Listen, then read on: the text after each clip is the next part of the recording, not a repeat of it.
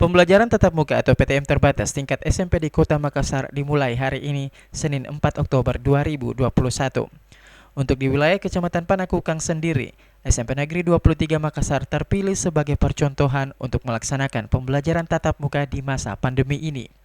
Kepala SMP Negeri 23 Makassar Haja Sarlina mengatakan, pihaknya telah menyiapkan protokol kesehatan yang ketat selama PTM berlangsung. Selain itu, siswa yang akan mengikuti pembelajaran akan dites usap antigen terlebih dahulu sebelum memasuki kelasnya masing-masing. Bukan hanya siswa, guru yang akan mendampingi dalam proses belajar mengajar pun tak luput dari pemeriksaan tes usap antigen. Tentunya kami dari pihak sekolah menyiapkan prokesnya, ya. Jadi prokesnya dulu yang kita siapkan, bagaimana mulai anak-anak datang, ya. Itu diarahkan oleh Bapak dan Ibu guru, ya, dijemput tidak bersentuhan, kemudian diarahkan untuk cuci tangan, kemudian mengatur suhu.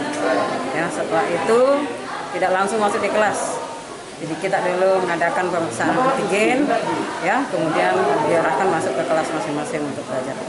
Nah, bukan hanya itu yang diberikan antigen, Bapak dan Ibu guru juga termasuk kepala sekolah. Kami sempat bekerja di proses.